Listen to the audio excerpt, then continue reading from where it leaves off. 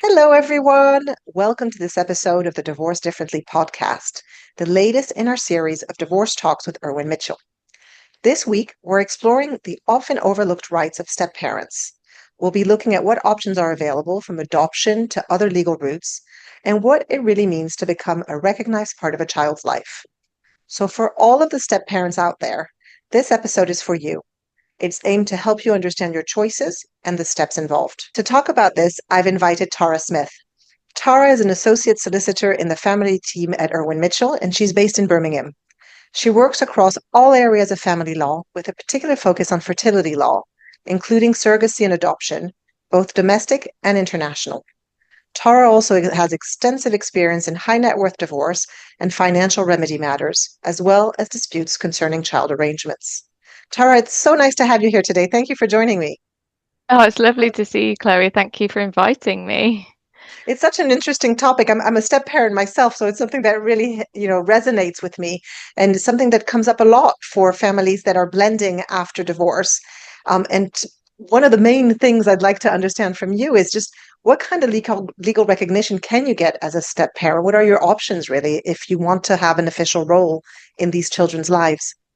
Oh, well, absolutely. It's a really interesting topic. And personally as well, I had a stepfather growing up and he was my everything. So it's a real personal topic for me as well. I think for step parents, and especially the children, their stepchildren, they are building this new family dynamic. So they both want to know who they are, their sense of belonging, and who they are as a family. Yeah. Especially if the step parent and the parent go on to have other children of their own, for that child it can be quite confusing.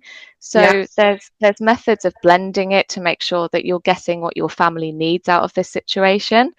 So for the main motivation that I see from step parents and what they want to know is how can they make decisions for this child, how can they support them throughout their entire life. And adoption is one of those options, but not the only one. It's good to mention. So from a day-to-day perspective, step parents don't automatically gain parental responsibility for the stepchildren. And what that means is they've got no legal position to make decisions about that child's upbringing, including their education, so where they go to school, where they live, what religion they follow, and even medical decisions. And if you think from that day-to-day practical perspective, the step parent could be having contact or looking after that child for a significant period of time without the other parent.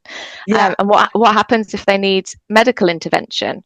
Well, of course, a medical professional won't deny medical treatment to a child, but when questions are asked about who you are and what your relationship is to the child, that's when problems can arise. So reassurance of having parental responsibility and being able to make those decisions for a child that they've got in their care it's got to be really reassuring for the child and the step parent in that situation. Yeah, I absolutely agree. And then I guess there's also the emotional side of having a real title, something that recognizes the role you're playing in practice every day with these children and raising them, taking them to school, whatever it is. That label can matter a lot for the children and for the parent. Absolutely. And from your own personal experience and from working with separating individuals that it's not a role that you take on lightheartedly. This is serious. And to have the help from somebody like you in this situation is invaluable. I mean, I've had coaching from my career and from that perspective, and that was great for me. And this role is so important, not only to your well-being, but the emotional well-being of that child. So get the support that you need. Absolutely. So what are the options? We mentioned adoption. You mentioned there were other options. When it comes to adoption, what can a step parent do to try and have some official legal rights and recognition in their role with that child? Of course, so adoption is an option, but it might not always be appropriate. And that's why I would always say get specialist legal advice from a lawyer who deals in this area, because if the child has an ongoing relationship with that other parent, if they have a great relationship with that parent's extended family, then adoption probably won't be a consideration for you, because the adoption effectively will sever ties for that child with their other parent and their Yeah. child, and So recognise you just as to clarify, that a child can only have two parents. two Is legal that so? parents. If they have another parent who's still in the picture, Mhm. they would need to sever those ties to be able to create a new relationship with the step parent. Okay, that's Exactly it. important to Yeah. understand. Yes, absolutely. So only two legal parents at one time, and the adoption would effectively sever the tie with one of those legal parents and reassign the step parent as that other legal parent. So Okay. yeah, that is, like you say, a really important aspect to understand. And if that's the case, then is that appropriate for that child? Because the court will be considering what is in the best interest of that child for their Yeah. entire life in an Yeah. adoption application, not just whilst they're in their minority, for their entire life. Mm-hmm. So if adoption's not an option, then you can get a parental responsibility agreement with the other Okay. parents. And that's, parental responsibility, as I mentioned earlier, would give that step parent the ability to have an input and make those decisions about education, where they live, the child's upbringing, that they ordinarily wouldn't have. Another option is to be named as a lives with individual within a Yeah. child arrangements order. So if the other parent and your partner are going through a separation and there's children act proceedings, and Mm-hmm. you're named as the individual that lives with the child, then you Yeah. automatically gain parental responsibility then. So that's an Okay. option. Yeah, not that many So people it's a realize step it. above just having parental responsibility. You kind of have three levels: parental responsibility, being on a live with order, and then adoption. Is that kind of the scale, I guess, of the relationship? I would say so, yeah. So you can only have two legal parents, but more than two people can have parental responsibility for a Yeah. child. So if you're named on that child arrangements order, that gives you parental responsibility. So Yeah. I would say that the stepping ladder would be the adoption, and then Yeah. I'd say a child arrangements order, because that's a legal document that names you as a person that the child lives with, which gives you that parental responsibility. If Yeah. that's not possible, a parental agreement with the other Parental agreement. Yeah. parent. Okay. Perfect. Yeah. And in order to adopt, do you need permission from the other parent? I'd assume they need to be involved in some way. They do, yes, and consent is usually required for both of the legal parents Okay. to that adoption. But as always, in family law, there are certain circumstances where the other parent's consent could be what's called dispensed with. So you Okay. could ask the court to say, we don't need that other parent to consent to this adoption, and Yeah. that can be in really tricky circumstances. And it's probably a bit heavy for this, Chloe, but it includes, if there's been findings of sexual offences against children, Mm, and that individual doesn't have contact with the child for those reasons or for other yeah. reasons, then the court might say, well, we don't need to ask them. We will agree and approve that we don't need their consent for this adoption Yeah. to take place. But yes, consent is That must be the definitely tricky something. part then, is guessing that even if they're not involved, it's still, it's relinquishing a right. It's Yeah, recognizing that you're no longer a parent to that child. It must be quite exactly. difficult to get those approvals. Absolutely. And it changes from an inheritance perspective as well, because Ah, yes. if for the child, if they're no longer recognized as that other parent's child, then they don't have inheritance rights, or they're not Yeah. recognized for inheritance purposes for that Yeah. other parent anymore. And like you'll say, it's breaking down the tie between the parent and child. So is it appropriate? And that's what the court looks at. And another hurdle is the local authority. So the Ah, area that you live in, the local authority needs to be given notice of your intention okay. to want to adopt a child. And Hmm. they will prepare a report for the court. And part of that report is to speak to the child, depending on their age, Okay. to speak to the parents, the current, parents with parental responsibility, and they make a recommendation to the court as to whether that adoption order should be made or not. So Oh, okay. there's There's a level lots of of different. scrutiny. I was Exactly. actually going to ask you about the voice of the child in all of this. Is that the main way in which it's captured, or does Kafkas get involved, or how do we make sure that the child is comfortable with this change? Yeah, so the child is definitely approached by the local authority, depending on their age and if it's Yeah, appropriate. CAFCAS are assigned to adoption matters, and yeah. they're the court appointed advisors, and they will speak to the child to try and ascertain as much as possible their wishes and feelings about Mhm. this. as well, and they change how they deal with that depending on the age of the child. So yeah, the thoughts and the wishes and the feelings of the children are always taken into account as much as they can be obtained at the time, depending on their age, like I've said, and the court does consider that in these sorts of applications as well. And do they take into account if there are new children in the relationship? So if that step parent is parent to the stepchildren, the step siblings of the child they're trying to adopt, does that contribute to the overall image of a blended family? And does that help with the adoption case? It can. I mean, there's lots of different circumstances and things that can help to the case. But if they are a half sibling to the other children in the family, then it is that sense of belonging and that sense of self and identity for that child. Yeah. Am I part of this new family dynamic, or am I not? Am I separate? Who am I? And the same for the step parent as well. You know, who am I to this child is definitely considered, because that is a relevant factor. Yeah, it sounds like it would be. So aside for the challenges of obtaining the adoption, if you want to go down that route, have you seen cases where adoption just wasn't the best approach for other reasons, not because it was hard to obtain, but because there were better there were better options for that family? Yes. So I've had a few cases where, like I've said, that ongoing contact with the other parent is still very much there, and that relationship is thriving. And in that circumstance, the adoption wouldn't have been appropriate. Yeah. And that's when I said about, looking at a child arrangements order or a parental responsibility agreement, just so that you've got the standing and the ability and the reassurance for you as a step parent to make those decisions for the child, but you're not severing ties and impacting that child from their sense of self and where they belong as part of the other parent's family and your family. So absolutely. And I've had cases where the children have been over 18, because adoption applications, if the child's over 18, you can't make the application. And in that situation, I said, well, what about a deed-poll name change? Because the child could change the name to that of the step parent, and then on the face of it, then that's one family, because you're all known by the same name, and from the outside world you are the family, and from your own perspective as well, you have that emotional tie because we have the same name. It's the emotional piece we were talking about earlier, really, and the value of having that recognition of the role you're playing with in the child's life. And it's true that the change of name could be a really interesting option for people. But again, I guess you do need permission from the other parent to do that in most cases.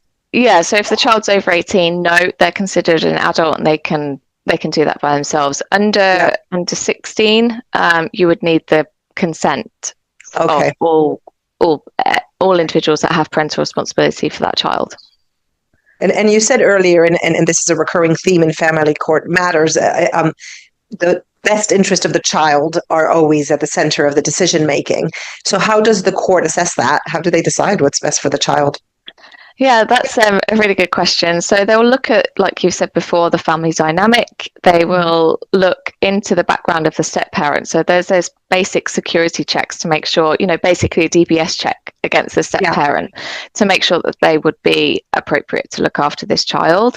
And then the report that the local authority prepare looks into all of that and says whether they think that it's appropriate for this adoption order to be made. And an ordinary adoption that's not step parent, where you don't have that familial link and a child's placed in your care, the checks are not as thorough, but they are still very thorough, because in regular adoptions and agency adoptions, you have to go through a series of criteria and checks and testing before you can be approved as an adopter or a potential adopter. But in this situation, the child's already living with the step parent. That's the thing, exactly. Yeah, they're already part of this family. They've already established this relationship, and you have to be in a relationship.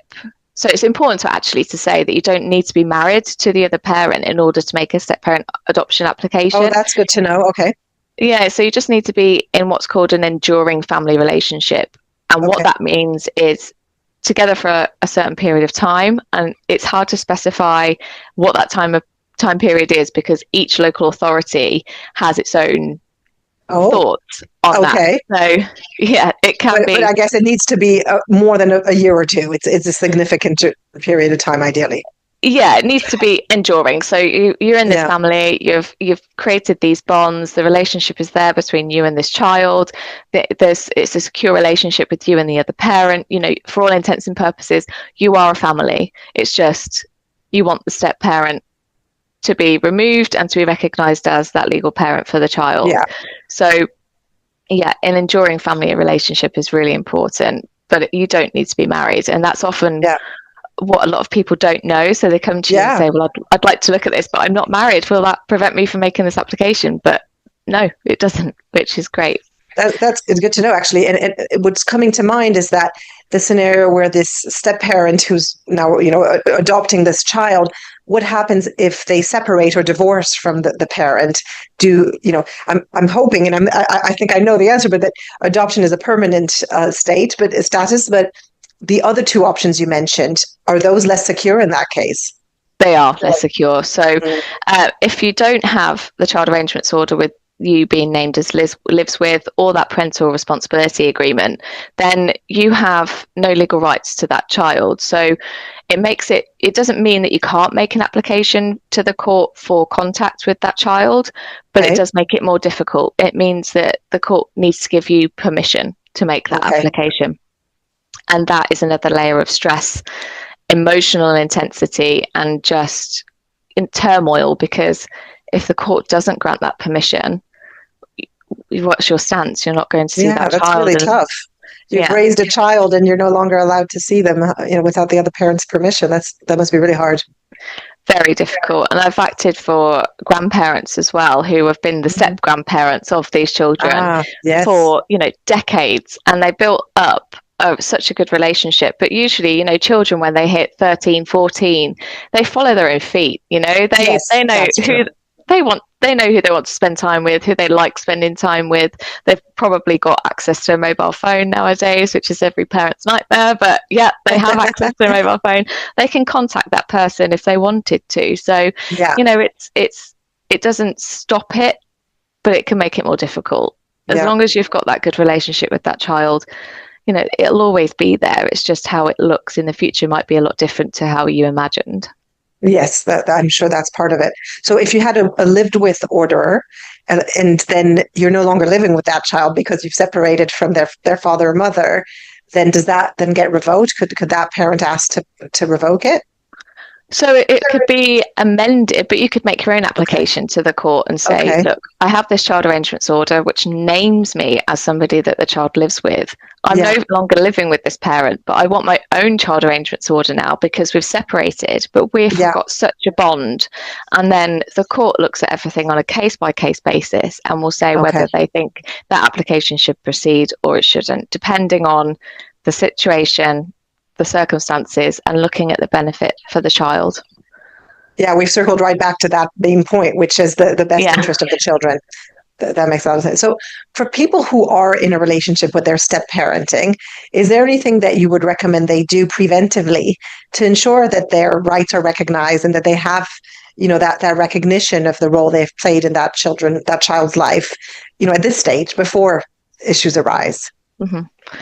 Well, I think that parental agreement, so the parental responsibility agreement, is a really good first step because it means on that day-to-day basis you can make decisions for that child. It's given you reassurance as well that whilst they're in your care, you can do something to help and support them from that's recognised from a legal perspective if anything happens. So like I mentioned before, that whole medical situation, if the parent's out of the country or if they're unwell, then you can step in and be the parent for the child, which effectively you are. It's just your label's different and you're not recognized as a legal parent.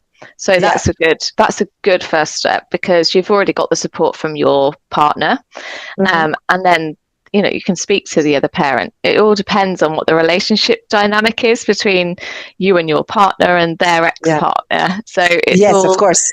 It's all difficult. And that's what was coming to mind is, if you have an ex-partner who's feeling either threatened or just, is trying to be difficult with regards to all that, is there anything that they could do to try and sever the ties between the step parent and the children? But it'd be really difficult. I've seen it in the past where the ex-partner would raise allegations within Children Act proceedings against the step parent. But, you know, that's the only impact that that's going to have is on the child. So they have to. Yeah, I mean, in some circumstances, those allegations might actually be true and actually need to be looked into, but it could just be a trying to hurt, you know, I'm hurting because I'm not spending as much time with my child and this person gets to in my absence. So that's it. You know, it's hard. And that's difficult, actually. Even, you know, in a child arrangements order for a divorce, I see a lot of clients where their spouse has met somebody new and is settled with them, and that person might already have a relationship with the children. And there's that sense of, you know, I don't want my child spending time with that person. And, you know, how much can they build into their child arrangement orders, you know, for their divorce to prevent the children from being left overnight, for example, with the step parent or in their care? Yeah, I've had it before where it will be if the other parent isn't available to care for the child, or they're they're away or out of the jurisdiction, whatever, that the default is that the other parent takes care of the child in that situation. Yes. I've had court orders where there's recitals, so it's just a recorded agreement between the two parents rather than actually a court order that says that any new partner won't be introduced to the child until after a certain period of time, because at that point it looks like the relationship will endure. Because I think one of the main things that parents are concerned about is that so many different people could come into these child's lives. That's exactly it. Yeah. So if the children are being exposed to all these random people. Exactly. So if you can build in an agreement, whether that's recorded in a court order or just an agreement together where, you know, there's a certain time period where you don't introduce somebody, where I meet the other person first. Yes, that's something I often recommend having. Yeah.